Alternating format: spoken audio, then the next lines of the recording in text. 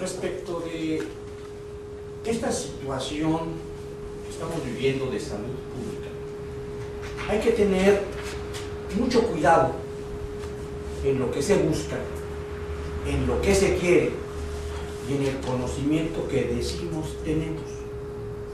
Hay demasiada sobreinformación pública, muy poca información real y una profunda distorsión de la información existente. Es falso, maestra, totalmente falso, que los laboratorios de México se hayan vendido. No se han vendido. Hay laboratorios en México. Lo que ha sucedido es que muchos no están operando porque no hay presupuesto para hacerlos operar.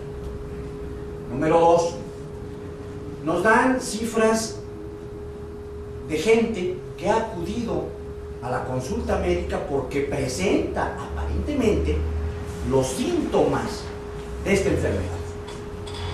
Y aquí tenemos otro problema fenomenal. Primera pregunta: ¿a qué nosocomios han acudido estas personas? ¿En dónde existe el número de cuántas personas acudieron al Instituto Mexicano del Seguro Social? ¿Cuántas personas acudieron al ISSSTE? ¿Cuántas más acudieron a los centros de salud estatales? ¿Y a cuáles? ¿Cuántos a los centros de salud federales? Y ahí nos podemos estar yendo. ¿En dónde fallecieron las gentes? ¿En las instituciones públicas o en las instituciones privadas? ¿Y por qué fallecieron? Hay que tener mucho cuidado con esas expresiones y esos números. Al principio de esta epidemia o proyección cigota de una posible epidemia, nos resulta que yo no creía y me fui a una vieja teoría que se manejó contra el gobierno de los Estados Unidos cuando la guerra de Vietnam, la guerra de Vietcong y esas guerras que había en Oriente de Estados Unidos, y que a México lo habían tomado como un campo de experimentación.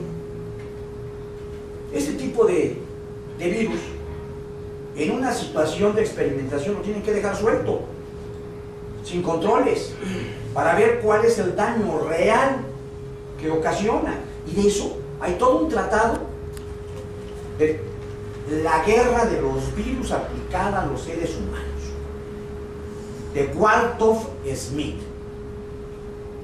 un general del ejército estadounidense, del periodo 68-71. Ahí está la información, cómo se experimenta con estos virus. Y si estos virus fueron sembrados en México, pues quiero decirles que ante la forma en que lo aplicaba o lo aplica el gobierno americano, qué fuerte es la sociedad de los IMECAS. Porque entonces nuestra contaminación atmosférica en esta ciudad nos ha hecho exageradamente resistentes a este tipo de virus. Hay que tener cuidado. Yo los exhorto a que tengamos cuidado, porque esto lo que realmente vino a evidenciar, que eso es lo importante, eso es lo fundamental, eso es lo que hay que reclamar y armar juicios políticos y acusar de traidores a muchos servidores públicos, es que el sistema de salud que teníamos ya de la revolución perfectamente instrumentado se destruyó con dolo, con mala fe, y se crea la salud del seguro popular. Y ahí truenan nuestras instituciones públicas de salud.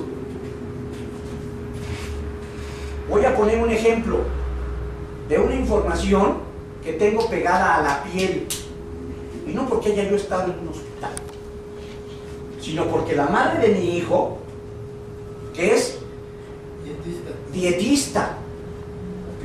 una zona del Estado de México, en menos de 10 días, recibió mucha gente que aparentemente tenía esta situación. Y resulta que de los 12 muertos que dicen del Estado de México, nada más en ese hospital de salubridad del Estado de México, del sistema de salud del Estado de México, se murieron 8 gentes. ¿Qué nos viene a demostrar? ¿Pero de qué? Que nada más en Naucalpan está centrado el problema del Estado de México. Por otro lado, muchos pseudoperiodistas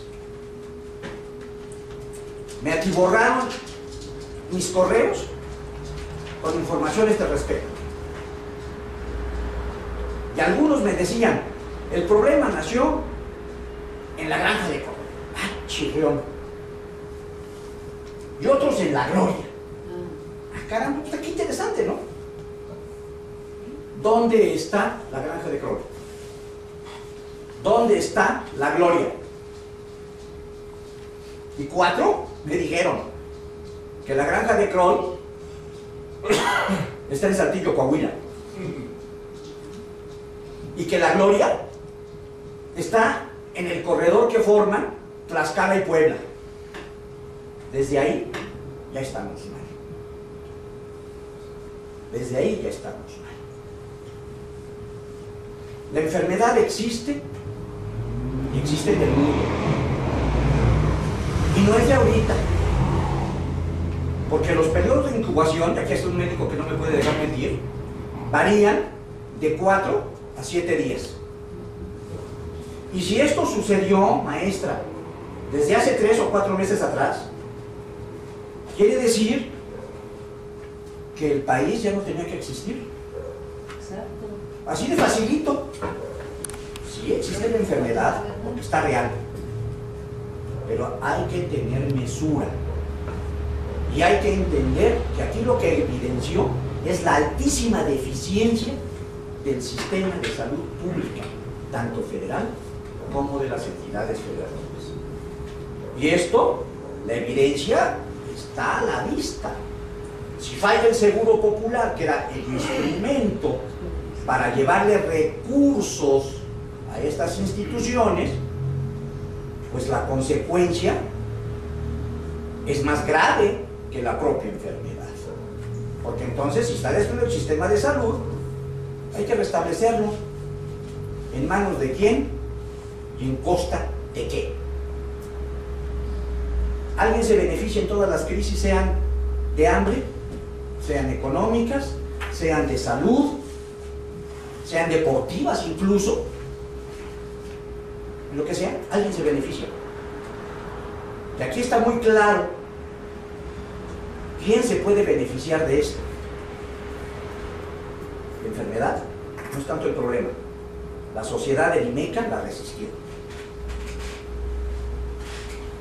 Nuestro objetivo, diverso al que muchos han expuesto aquí, es determinar por qué nuestro sistema de salud está fracturado y quién se va a beneficiar en la reestructuración del sistema de salud.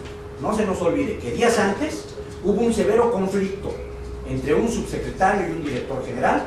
Renunció el director general, se quedó el subsecretario, y ahora resulta que ese director general que había renunciado es el jefe de asesores del secretario de salud, que se está diciendo, según varios periódicos vespertinos, que el día de mañana tomará cargo como subsecretario de la Secretaría de Salud en este secretario con el que hubo el conflicto. Tengamos cuidado, que seamos mesurados. Bonifacio.